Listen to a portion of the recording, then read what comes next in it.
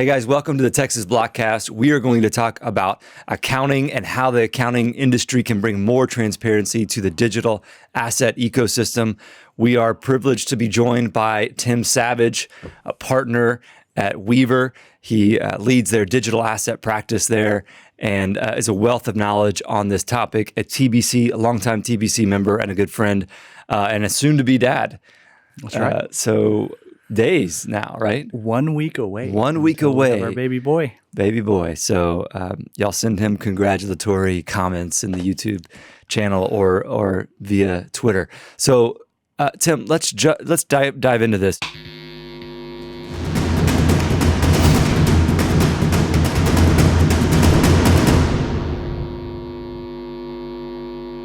The conversation today is going to be around bringing more transparency in the public accounting space, and how do we get companies more comfortable and the regulators more comfortable with best practices in the accounting world, given what we saw over the last 90 days with FTX and others. So, yeah, it's a great topic and one that is very needed at the moment. But first of all, I just want to say thank you for having me on the Blockcast today. Really excited to be here and to have this discussion. As it pertains to accounting in the digital assets industry, we just went through this pretty catastrophic event, and it definitely did not paint a good picture for those who are not involved in the industry or understand the space. And I can kind of break that event down into two larger failures that I don't want to say, had there been better framework in place, would have prevented it, but I think it would have made the public a lot more aware of what could have happened. And the first of those two issues was just a lack of corporate governance in the overall international structure. So you had FTX US, you had FTX in the Bahamas, and then a lot of other international entities.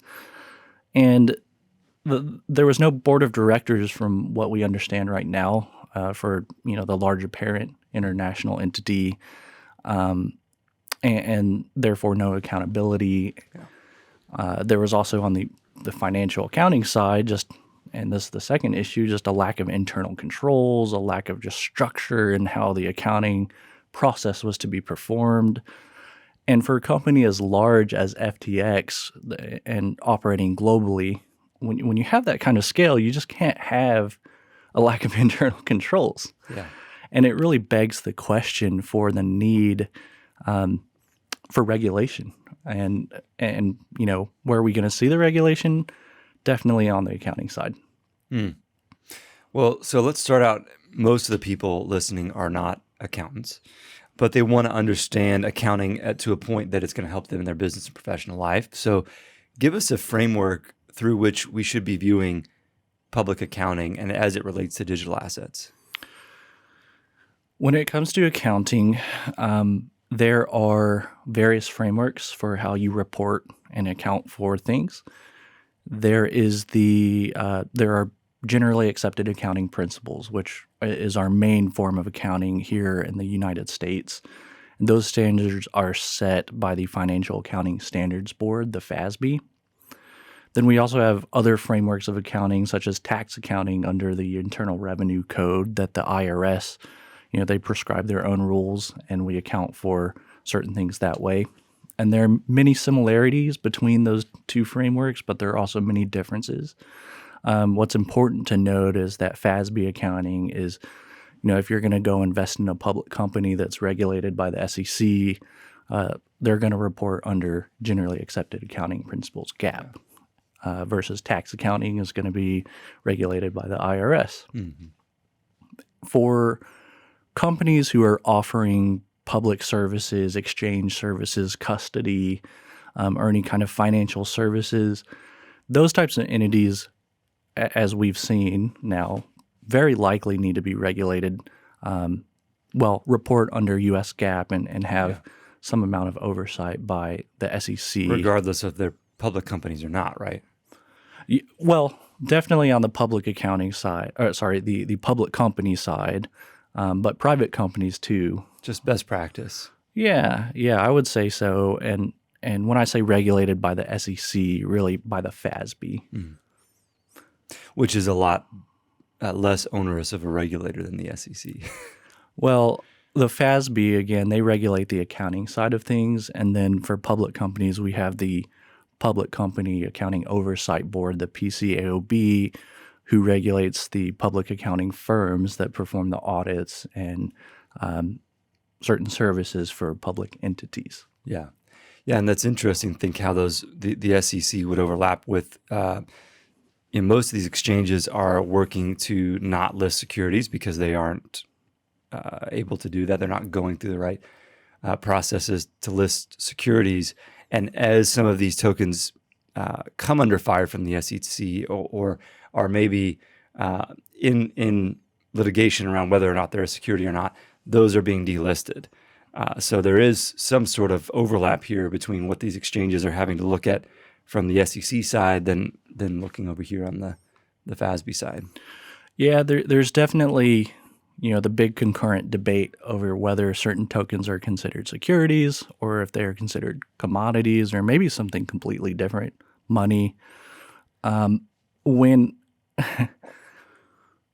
it comes to a company who is offering services to the public, I think we just need greater transparency in the industry so we avoid another situation like FTX. Yeah. And what that would call for is a standardized set of accounting rules set forth by the FASB, so new GAAP standards. Which we got recently, but they haven't been implemented. Is that my understanding? Yeah. The FASB did recently. They had two big. Their board unanimously voted on two big changes. One was to report crypto assets at fair value, which is a big plus. That is, it's a great thing for the industry to be able to mark their assets up and down. Previously, you could only mark them down under the impairment rules until you disposed or exchanged the asset. So you could never mark them back up before you made those disposals. When is that coming into force? Nothing set in stone yet. Well, so far, it was just a decision to move forward with implementing more guidance in that area. So what I would expect is the FASB is going to release a statement in the future, probably within the next few months, that will say, here are the actual rules now for how to account for crypto assets under fair value accounting. And then a second one they just voted on last week was actually a long list of disclosure requirements for companies who are actively participating in the crypto industry, basically to bifurcate out your crypto activities so that people, investors, the general public can understand with more clarity what are you investing in or what activities are you involved in. Mm-hmm. I mean, this is fascinating. It's a little ironic because people think about accounting and they think, crypto and accounting, very exciting over here, very kind of traditional and boring on the accounting side. That's actually untrue because literally Bitcoin and blockchain and digital assets at their very heart are ledgers. They are. That's correct. So this is all accounting. So I think being for us as an industry to be more well-versed on the accounting side is of paramount importance. And it's ironic that we're not. You're exactly right. In fact, I was actually earlier this year, or I guess during 2022, I spoke at 7 different TX CPA events, so our Texas-based society for accountants. And one of the first things I always ask is, who understands blockchain, crypto, Bitcoin? And not many hands go up. And then I say, who understands ledgers? And then a lot of hands go up. And I kind of say, well, if you understand accounting, you should actually be very interested in this industry because it is something that will evolve. And I think as it proliferates, it will create some really interesting new solutions for how we can transact with one another and how blockchain technology is going to integrate in with our financial services and thus our accounting as well. You've probably heard my spiel about Luca Pacioli, have you? I have. Okay. Oh, yeah. Yeah, I'm sure the audience has as well, so I won't go into it. So tell me more about best practices and disclosures that if you could be king for a day, what would you want to see implemented at these exchanges to provide more transparency? And you're already king of your own domain, which is the accounting world, but What I would like to see is some kind of tiered categorization of how a company is actively participating in or with crypto assets. Yeah. And what I mean by that is, as an example, you could have tier one, a company where at its very core, crypto assets are a core function of their business model.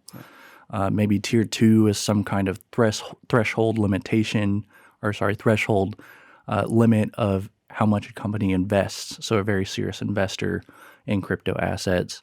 Maybe tier three is you're just simply transacting in crypto assets, maybe converting it on the spot, but still accepting and making payments. And then tier four would just be no activity. Yeah. And this is very good because it would help investors and the public just to understand immediately what type of company are you when it comes to this space. And that tiered classification, you can take that and then build your financial reporting and disclosure requirements on top of that. It's a very easy framework to build on top of. Well, that would be a start. What about like iterations on that? Where would you see, like in 10 years, where does this industry need to be? Yeah, a really great question. I think in 10 years, we're going to have, first of all, I think in 10 years, we're going to have decentralized or at least disintermediation solutions that are powered on blockchain networks, most likely Ethereum, that once they reach a scaled network effect, are going to change the way that we exchange value by orders of magnitude. Similar to how the internet changed the way we communicate and exchange information by orders of magnitude. Just a quick question on that. So you're saying that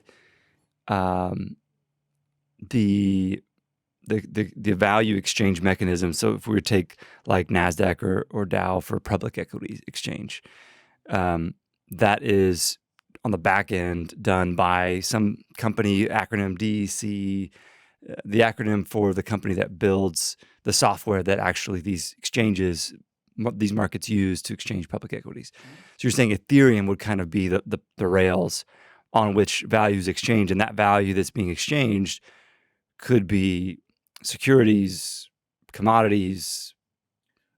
I think it'll be tokenized assets. Tokenized assets. Whether physical or digital. Once we have products and solutions built on top of a blockchain platform, and they scale, to reach a number of users who can transact with one another and reduce volatility in the valuation of these assets, you'll be able to take virtually anything, tokenize it, add a value to it, have a market for where people want to transact with one another, and it'll all be based on a blockchain where you realize some pretty significant benefits as far as traceability, accuracy of information, real-time settlement, real-time information reporting, and thus real-time accounting. So in that scenario, what's the relationship between Bitcoin and Ethereum? Is it more like Bitcoin just continues to evolve as a commodity and money, and Ethereum evolves as a sort of a smart contract layer, settlement layer? Yeah, so I think about that very often. First of all, I am a Bitcoiner myself. I wholeheartedly believe in the idea of decentralized money. And, the classic debate of Bitcoin, Ethereum, or, Bitcoins and altcoins and their usefulness, I think apples and oranges in my mind. I agree. I think, I tend to think of Bitcoin as digital gold or something of the like, and Ethereum as digital gasoline. I don't even think of Ethereum as a crypto, quote unquote, currency. Truly, I think you'll have products built on Ethereum and applications that need Ethereum to be able to run and be powered on top of that network. And again, like gasoline, it's just fuel to run the network. There's value in both. You need gasoline as an energy source, or at least to power whatever machines are using. and you need money with scarcity, and that's definitely Bitcoin. I don't think you can replicate decentralized money like Bitcoin has. I think that's been realized, and we finally, people are waking up to the idea of true scarcity, perfect scarcity, and that's what Bitcoin has to offer. Yeah, that's so true. These other projects, like there's value in other things, but they're just different wrappers for, equity in projects. That's right. Yep. And some of them done very poorly, like the ICOs. Yeah, and I kind of see it as the Wild West. And everyone describes crypto as the Wild West, but truly, if you were to reset about 300 years ago and look at Lewis and Clark and all the settlers who expanded out west in the United States, I kind of imagine them being beaten down by the elements and having to deal with some really harsh things, predators, and constantly, trying to survive. And it's the same thing, just in a digital world. And eventually everything will get settled and we'll have these networks built out and, again, be able to exchange value by orders of magnitude that we can't today. So true. That's very cool. Yeah, this thought has just kind of come to me as we've been talking. The true competitor to Ethereum or to Bitcoin, is not any other crypto digital asset. It's fiat. And the true competitor to Ethereum are other smart contract players. Yep. And the rest of the altcoins are just equity of some startup. Mm-hmm. And maybe, if they did it the right way, I'm not saying they're all fraudulent. Like they could have done it with a safe or done it with a fundraising mechanism that was lawful and upfront. And they could be building and adding value in some way in some specific business use case, but that's almost not worth. It's worth their time, but it's not worth our time to really think much about. Mm-hmm. What are your thoughts on that kind of framework? Yeah, I agree. Bitcoin, to your point, I think its competition is other currencies, and in my opinion, if you or look other stores of value or other, yeah, definitely agree. It's just a technological scarce asset, and I think a competitor that we will see is a CBDC in the future, unfortunately, which a lot of people think is a great idea, but I am of the opinion that privacy is very important, and a CBDC is the greatest invasion of privacy that you could actually have, and you really don't want that level of privacy invaded. And most people are not doing illicit activities, but you don't want Big Brother looking over your shoulder. I'm about to be a parent. I can imagine when I was a kid, I'd like to have my door closed sometimes, and I was just hanging out in my room, maybe trying to play the guitar or play with Legos, whatever age I was, but you don't want that door pirating DVDs or like steal no, hacking none into of that. None of that. It was just I like my door closed and have some privacy and with your door open all the time. It's there's a certain level of anxiety, or I guess something that, or it kind of drives something in you that wants to push against that, right? And I think that's what a CBDC, what it represents, that invasion of privacy.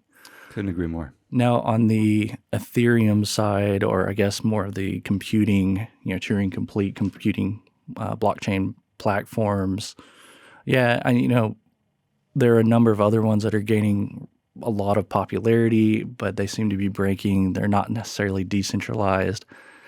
That begs the question, is Ethereum truly decentralized? And I think that is the race for innovation, and to see who's going to be doing that the fastest, the best, and offer the best platform to build on top of. I think Ethereum is just light years ahead of everyone because they had a first mover advantage in that space.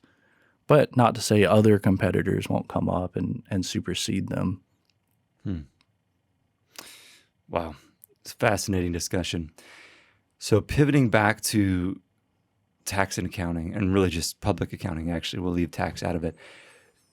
from a policy perspective, what do you see coming down the pipe in the next couple of months to years that our member companies, our audience needs to be on the lookout for, especially either from the FASB or Congress, because it could, I think we could see some stalemate for the next few months, but maybe year or 2 years down the line when there's a little bit more clarity,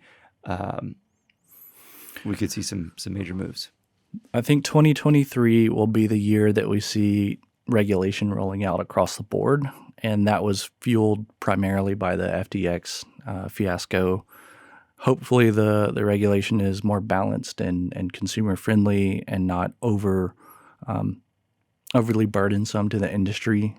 That said, we absolutely need something that's protective of investors, and something that will give the green light for institutions and major players to say, yeah, okay, now we can move forward and invest capital or resources into the space.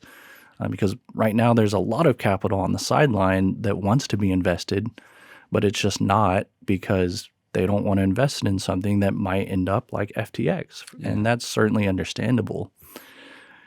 When it comes to Washington, there are a number of bills that are have been put together and proposed.